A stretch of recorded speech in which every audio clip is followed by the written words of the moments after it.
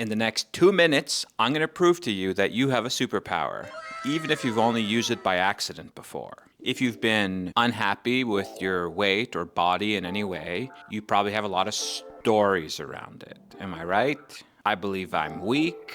I can't control myself. I don't possibly have the discipline to do this long term. It's like every time I fail, I can come up with another reason of why I suck and why I'm never going to get this long term. I'm going to keep looking for YouTube videos that might just have the answer, that one thing that just clicks everything into place. Does that sound like you? Because maybe, just maybe, you found it this time for the final time. And we're going to do all that with the power of Coca-Cola. My name is Alex. I spent the first 22 years of my life looking like this, being really fat, looking like this, being not so fat after I lost 150 pounds. And then I put it all back on and kept it on while trying 1,000 different ways to get back on track, all of them which failed. So thankfully, because I've learned everything that doesn't work, I'm hoping the only thing that's left are things that do work, which is why I have this YouTube channel where I'm sharing my weight loss advice as well as motivational things that have allowed me to lose 50 pounds so far this year and hopefully keep it off for the final time. Have you ever watched a Coca-Cola commercial? Seen those people enjoying those nice cold brews with their homies and felt like you were missing out? Like you needed this experience and you needed to grab a Coke and take it over to your friend's house? That's the purpose of commercials, right? What does that have to do with weight loss? What would actually happen if you were to grab a case of Coke and take it to a friend's house, expecting them to behave like they do in the Coke commercials? Bruh. You'd find out real quick that is not how life works. And of course, all of us recognize that. It's nothing new to think that an advertisement is only meant to stimulate our emotions and make us feel a certain way so that we buy the product. But isn't it interesting that you can be all hyped up about the notion of drinking Coke from seeing people experience it, and then as soon as you recognize that this is not real, it pretty much immediately loses its power. Crazy thought, right? What does this have to do with superpowers? Let's take a look at exactly what's going on in that commercial and how it applies in places that you might not have realized. The commercial is basically pushing a narrative that if you drink Coke, you will have the time of your life. Coke, great times, easy association. And most advertisements work the same way, don't they? Your life will suck unless you buy X. Come buy X and your life will no longer suck.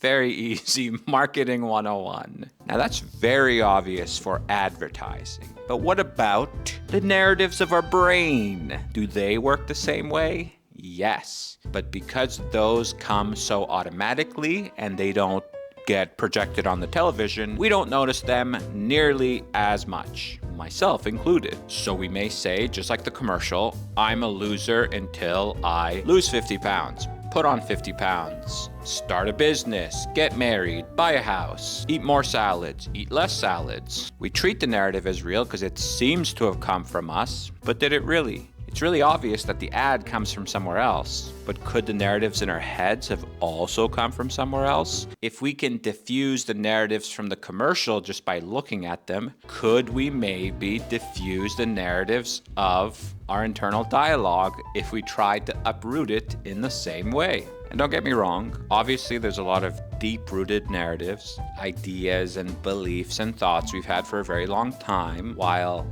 having a crazy experience with Coca-Cola is a very short-lived narrative and therefore very easy to diffuse. It's still worth working towards uprooting these narratives because they can take up a lot of mental resources and energy, which is better used in other places, I believe, because that's kind of the issue. When we're living out these kind of narratives, we're not present with what's going on. I'm not learning from what I'm currently doing if I'm fighting battles of the past, of what this represents and what means, because I'm projecting some nonsense narrative about, what eating this salad means versus what skipping this workout means and anything else. Not that you can't have values and things that are important and stick to them and it matters and you can craft your own narratives and that's awesome, but a lot of things seem to insidiously be living in our minds, and my goal is to remove the stigma and just open up that bit of space in our minds so that we can have a little bit of peace and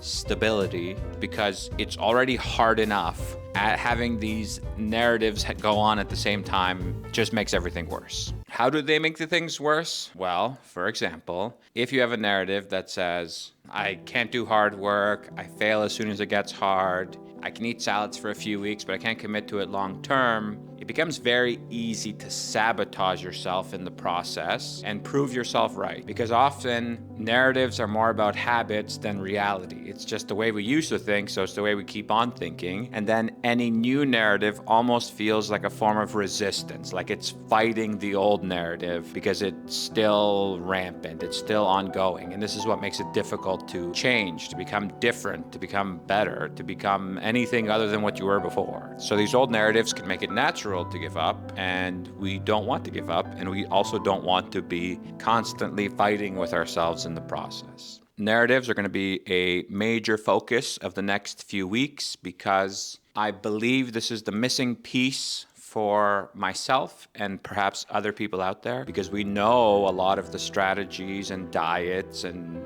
things we need to do to reach our ideal bodies or habits or whatever the heck we're trying to do. But there's a resistance that's insidious and ongoing. And I do believe the same way we can dissolve the Coca-Cola propaganda, we can dissolve the propaganda of old narratives and habits that stop us from just being awesome.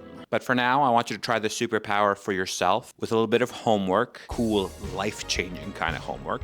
Next time you're doing something that you know you should be doing because you want to be doing it, and you feel some kind of resistance, ask yourself, what is the narrative right now? Oh, why are you eating a salad? You're not going to lose weight anyways, you suck. And just incorporating the idea that there's not really that big of a difference between the Coca-Cola narrative and the one in our head. It all operates the same way. And if you don't believe it, just buy that narrative long enough to try it out for yourself. Because if I'm right, it'll be much easier than you thought. And if I'm wrong, life goes on anyways, right? If you are thoroughly intrigued by the notion of narratives, you should subscribe so that you can fully master this necessary skill. And until next time, I'm Alex, and this was me dissolving my narratives.